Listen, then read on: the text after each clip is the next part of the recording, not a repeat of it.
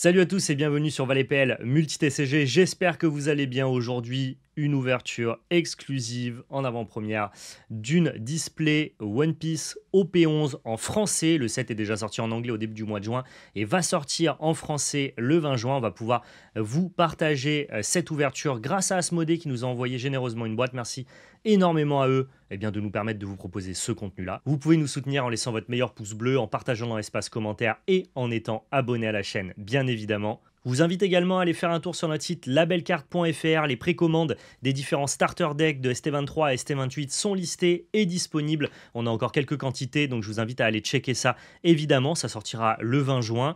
Et vous avez toujours le petit code promotionnel disponible sur l'OP10 jusqu'à épuisement des stocks.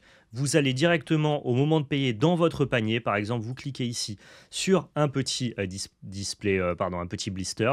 Vous l'ajoutez au panier, vous faites procéder au paiement.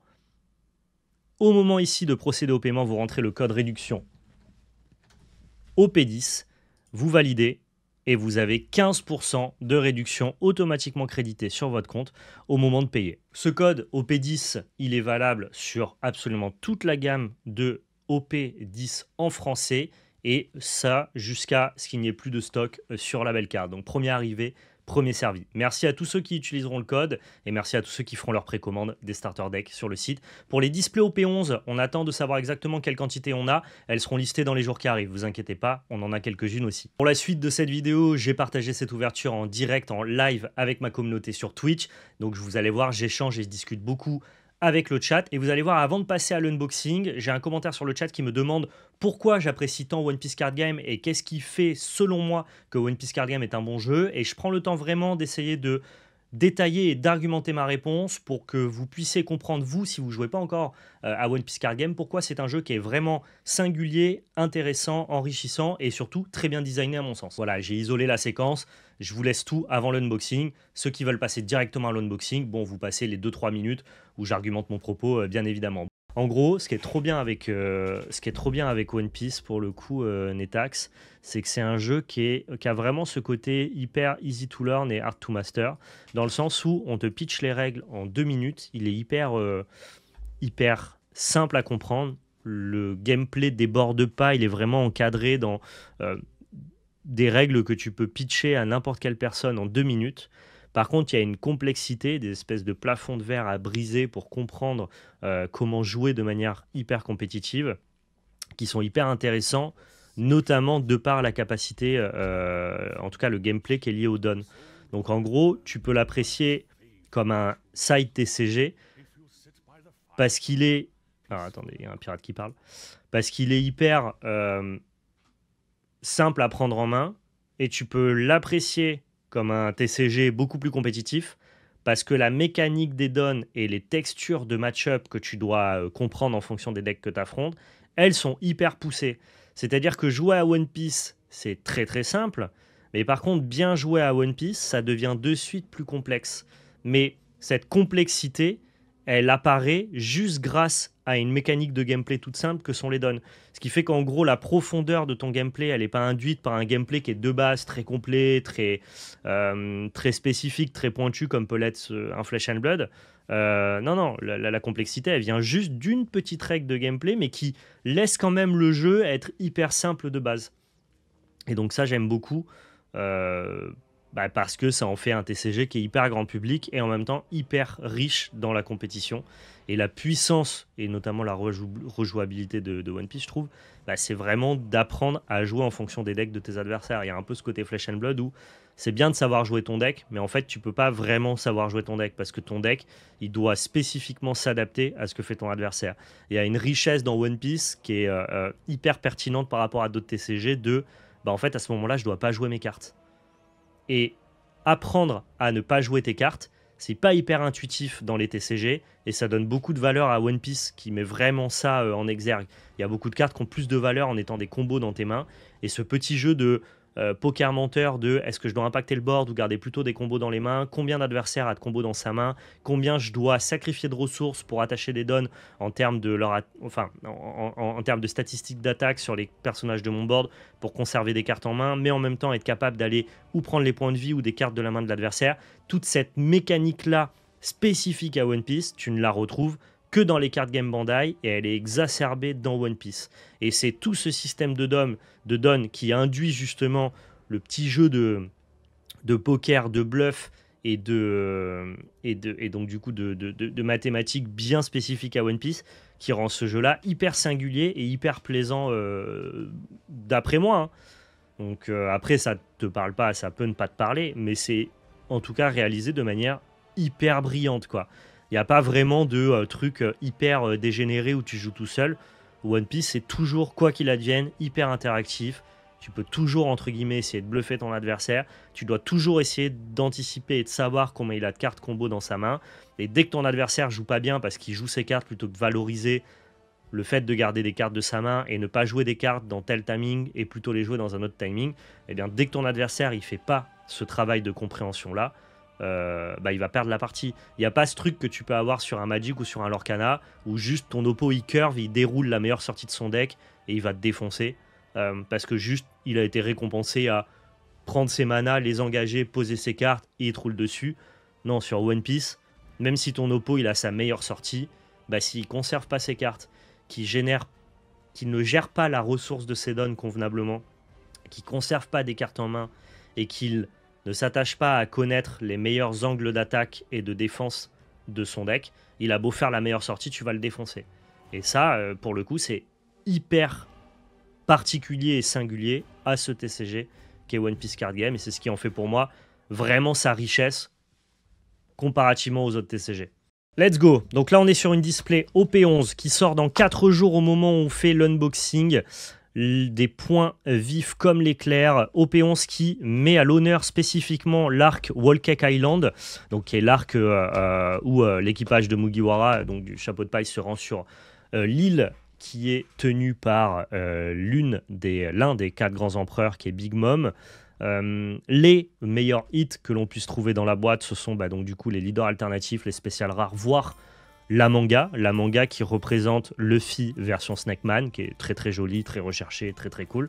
Sur les spéciales rares, elles sont toutes magnifiques évidemment, mais au niveau des super rares qu'on va ouvrir on va en ouvrir entre 6 et 8 par boîte je pense, et bien celle que moi j'ai le plus envie d'ouvrir, c'est la fameuse Katakuri, qui est une des cartes qui va être le plus utilisé dans le nouveau leader qui est porté par l'OP11, qui est ce fameux Luffy bleu-violet qui, au détriment d'un point de vie, gagne plus 1000 d'attaque supplémentaire. À défaut de ce que tu trouves sympa, y a-t-il des points fortement négatifs? Fortement négatifs, non. Par contre, il y a des points qui, sans être négatifs, sont beaucoup moins intéressants que dans d'autres TCG, c'est le deck building.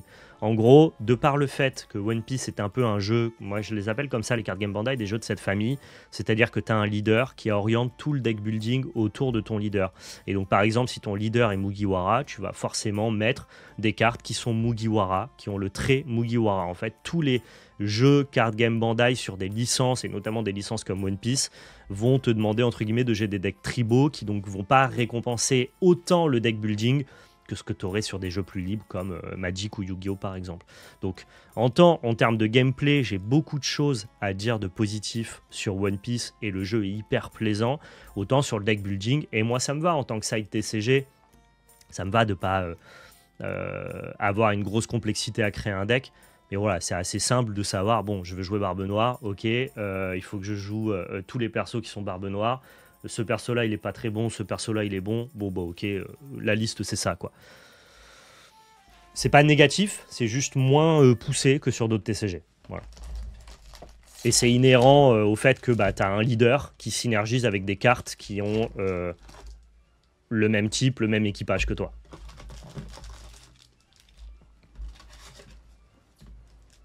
T'es encore dans la catégorie alterne. On va changer ça. On va changer ça et le titre. Merci.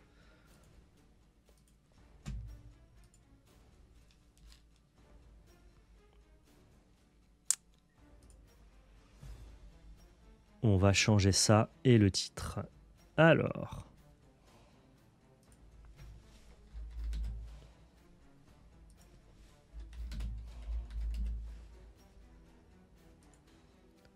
Voilà. Et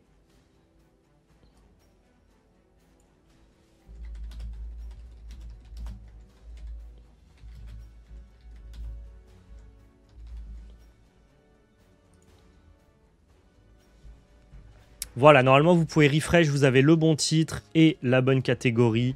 On est parti ici pour cet unboxing exceptionnel de OP11 en français, des points vifs comme l'éclair. Vous avez aussi notamment les starter decks qui sont disponibles sur labelcard.fr qui sortent au même moment avec un booster OP11 à l'intérieur et qui vont être déterminants du nouveau metagame du jeu parce qu'ils sont tous de fort bonne qualité bien sûr. Je crois qu'on est parti.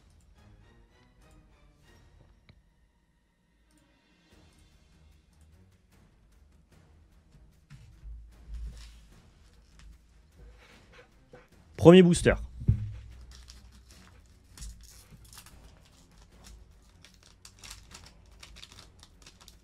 One Piece a une autre qualité aussi, c'est d'être un jeu qui compétitivement coûte pas très cher. De par le fait que les gens recherchent beaucoup les versions alternatives des cartes, notamment pour la collection, monter un deck One Piece c'est relativement moins cher que ce que vous pouvez trouver dans d'autres TCG. Ça c'est une belle force du jeu aussi quoi.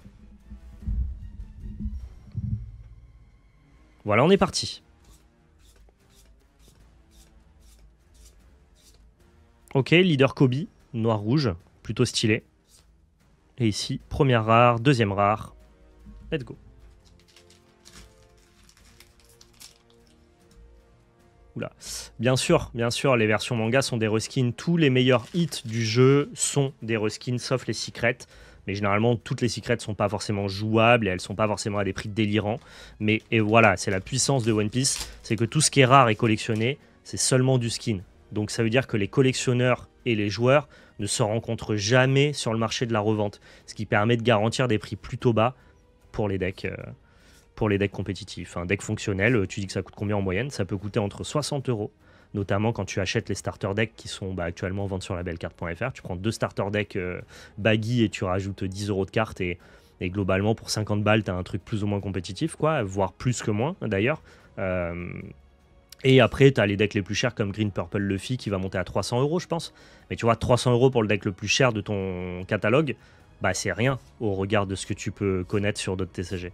Donc voilà, One Piece a aussi ce plus, ce supplément d'être plutôt cher côté collection, plutôt accessible côté joueur. Genre les super rares dont tu as besoin pour jouer sont généralement des cartes qui vont coûter entre 2 et 8 € pour les plus chers.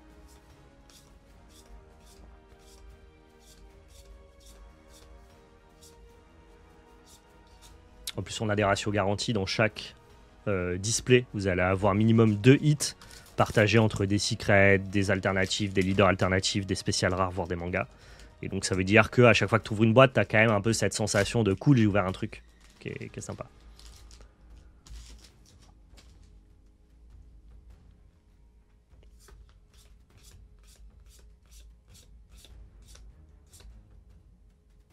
Ok, premier hit, incroyable.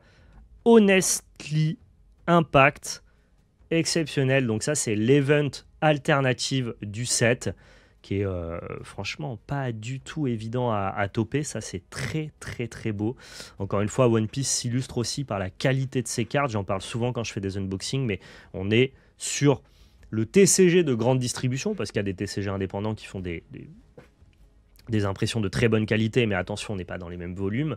Pour des volumes d'impression qui éditent des millions et des millions de cartes à chaque set, Bandai maîtrise sa production et c'est une production japonaise, même pour les cartes françaises. Et la qualité du carton, du centrage, de la texture, des applications de foil et tout sont toujours, pour moi, au sommet de ce que proposent les grands TCG. C'est très beau. Très bon hit ici.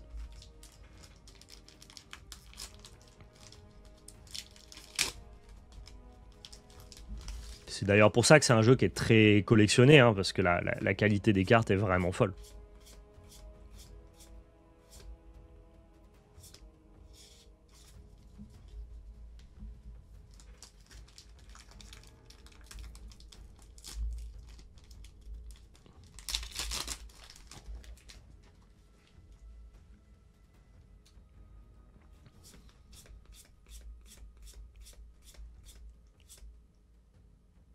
Ok, ici on a Monkey D. Garp, j'adore ce personnage.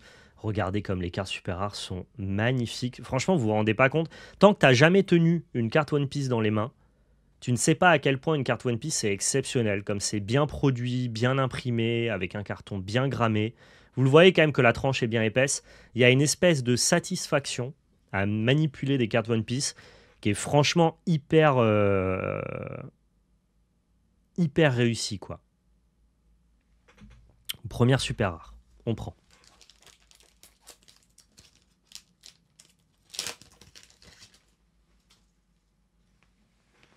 Ouais, les SR sont souvent superbes.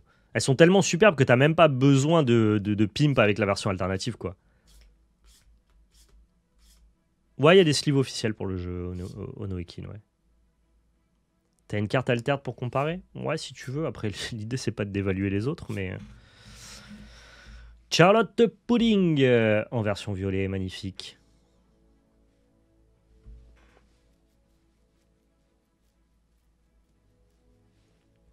Hop, je peux vous montrer la tranche.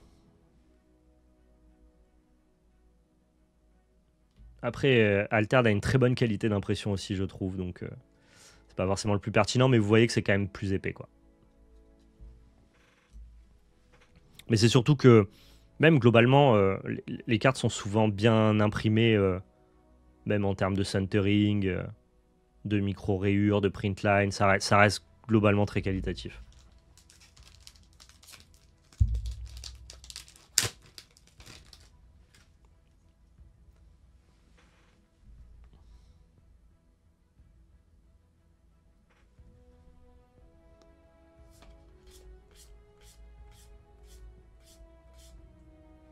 Ok, carotte.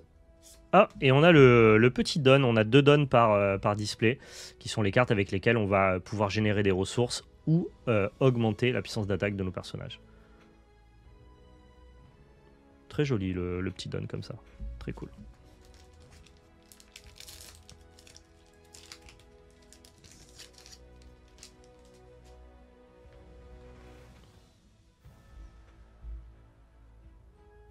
Non, One Piece se fait une place en France. Il y a une vraie communauté friande de jeux qui se déplace sur les événements. One Piece, ça marche très bien. Hein. Pas que sur la collection, loin de là. Ça existait d'ailleurs avant que c'est plutôt, je trouve, il y avait beaucoup de collectionneurs One Piece, c'est pas ce que je dis, mais je trouve que One Piece, qui est arrivé en français, a ouvert les vannes de la collection. Là où, pour le coup, le jeu compétitif était déjà relativement beaucoup joué en anglais à l'époque, hein, avant que One Piece français arrive. Hein. On a ici Kujaku. Bon drop 1 à jouer dans Smoker de OP10.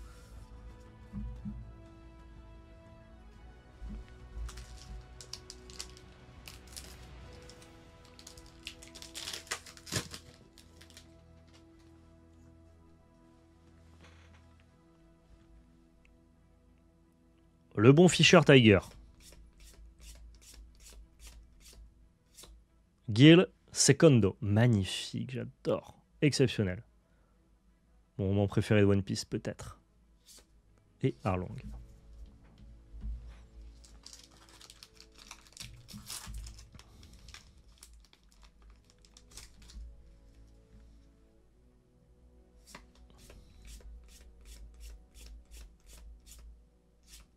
Oh, ok. Première alternative ici avec Reiju Vinsmoke. Donc ça, c'est une super rare, mais qui a... Ou une rare, pardon. C'est une rare qui a une version alternative full art avec plein de textures, du foil sélectif, du glaçage un peu verni. Bref, un petit peu toutes les techniques qu'on peut imaginer dans le foil. Là, un effet un peu laser. Des différents styles de texture. C'est assez généreux, quoi, One Piece. Très sympa.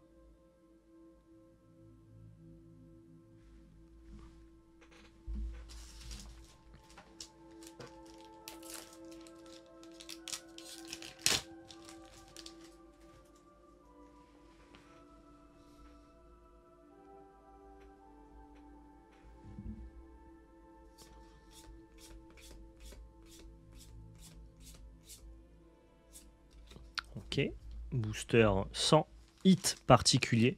Pour l'instant, on a fait 3 super rares. On devrait être à... J'ai dit 7 ou 8, je me suis peut-être emballé. On devrait être à 5 ou 6 à la fin de la boîte.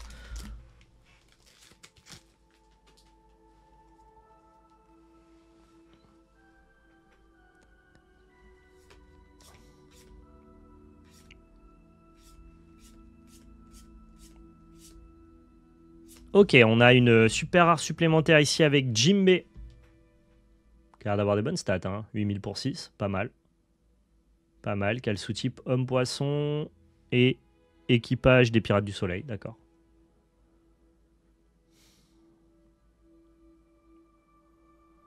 Ouais, quand t'as les cartes en vrai, c'est assez impressionnant, je suis d'accord. Les cartes sont vraiment très réussies.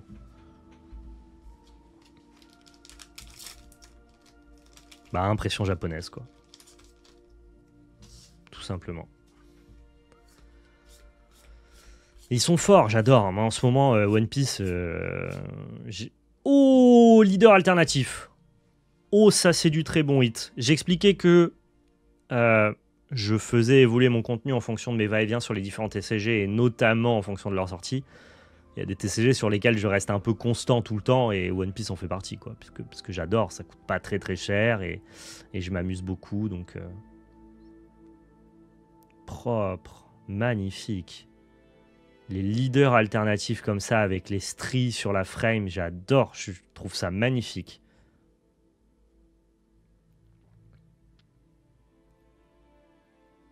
Regardez-moi tous les effets un petit peu, qui viennent donner un petit peu de profondeur, d'effets 3D à l'illustration. On n'est pas sur des screens d'animé, encore une fois, One Piece a des illustrateurs qui sont notifiés en haut à droite.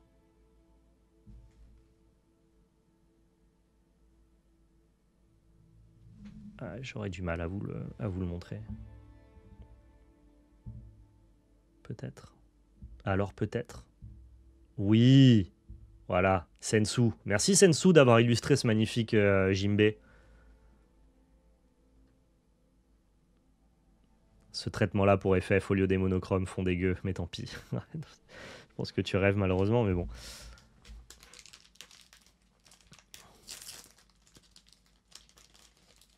Ouais, effectivement, on a des spéciales rares, plus rares que les mangas, qui sont complètement intouchables et qui valent des milliers d'euros. Qui sont donc les Luffy Gear 5 qui rient. Et qui sont très belles, ouais, en version gold et en version silver. Capone, Gang Bégué, j'adore ce personnage. Jolie petite carte de l'OP11. Très sympa.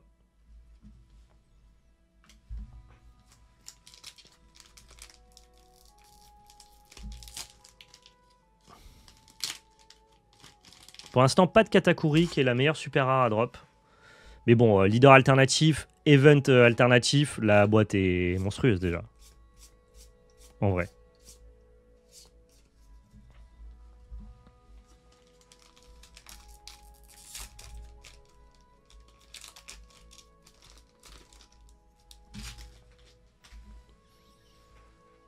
Eh ben, il y en a du bordel par terre. Laissez-moi vous dire que c'est le bordelus.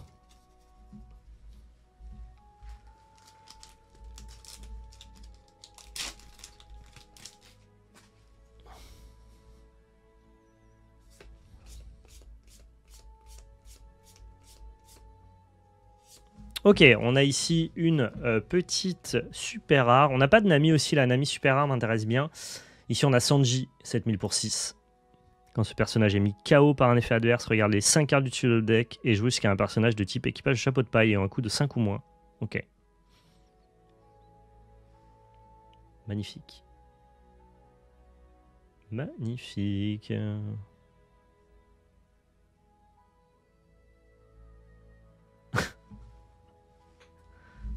Pas sûr qu'il soit très fan de ça, Kayuko. Ça me paraît pas être une répartition équitable.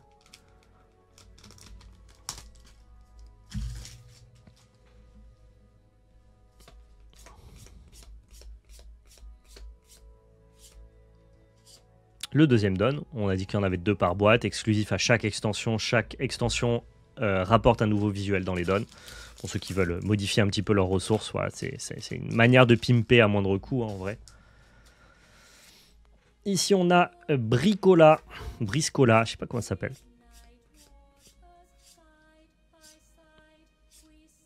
Ok.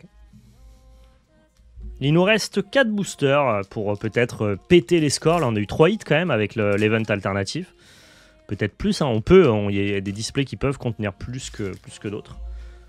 Mais sinon, là, on peut aller juste se finir tranquillou avec une bonne petite SR, genre Katakuri ou Nami, qui sont des bonnes cartes pour ce leader-là, voilà, qui est le nouveau Monkey D. Luffy, violet bleu, qui est si puissant dans le metagame actuellement, notamment de par le fait qu'il a 6000 et non pas 5000 de patates,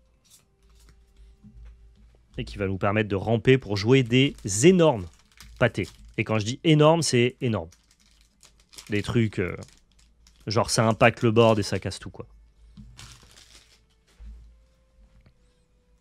Et d'ailleurs, c'est stylé parce que One Piece est un des rares TCG où le fait de ramper, mais vraiment purement de ramper, flat ramper, quoi, est une bonne synergie stratégie.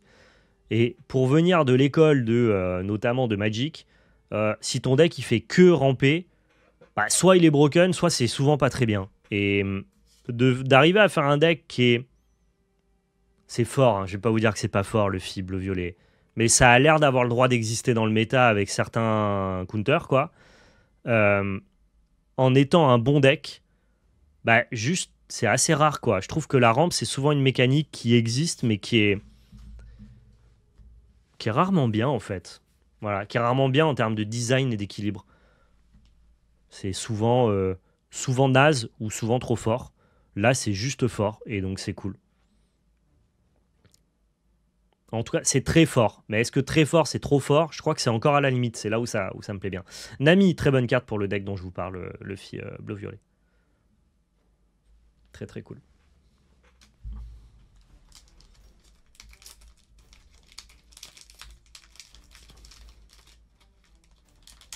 C'est quoi le Emrakul de One Piece? Genre la carte théoriquement incastable, mais qui en gros te fait gagner si joué. Il n'y a pas vraiment de cartes comme ça au Molybden, mais il y a beaucoup de cartes qui ont un coût très élevé en don et qui vont vraiment avoir un impact sur la game quand tu les résumes. Il n'y a pas d'Emrakul à proprement parler qui plie la game instant.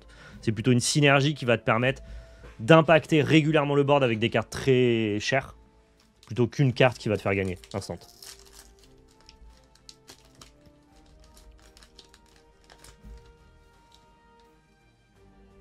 Et on est sur le dernier booster maintenant, histoire de peut-être avoir le droit de rêver.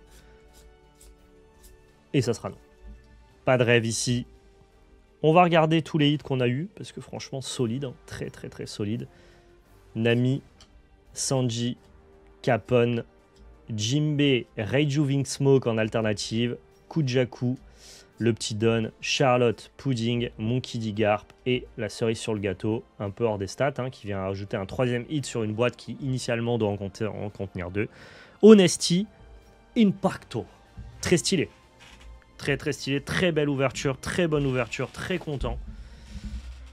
Encore une fois les gars, One Piece, les gars, les dames, hein, pas que les gars bien sûr, je dis les gars par abus de langage, mais aussi un public féminin qui regarde du TCG.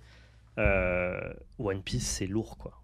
Franchement, plus je joue, plus je m'intéresse, plus je consomme One Piece c'est lourd. Vraiment. C'est très très cool. Tu manges bien quand tu joues à One Piece quoi. Les boîtes que tu ouvres sont cool, le gameplay est sympa, les decks sont pas trop chers, tu veux collectionner, il y en a pour tous les budgets, et quand je dis tous les budgets, c'est même des immenses budgets, et en même temps, tu en as aussi pour des petits budgets. C'est relativement bien tenu par Bandai, qui historiquement n'a pas toujours fait le job avec ses TCG. Franchement, on mange bien, quoi. Vraiment très très bien One Piece. Très content, très très content de pouvoir vous présenter One Piece sur cette année 2025 et moi, juste de le consommer en tant que consommateur, c'est un jeu sur lequel je m'amuse beaucoup. Voilà, ça sera la fin de cette vidéo pour ceux qui ont regardé sur YouTube. N'hésitez pas à partager dans l'espace commentaire, à vous abonner, à laisser votre meilleur pouce bleu. Merci à tous ceux qui le feront. Et n'oubliez pas, c'était de la belle magie. Toujours plus de contenu One Piece qui arrive très prochainement. Avec des affrontements notamment avec PL, on va vous sortir des decks un peu compètes là. Allez, ciao.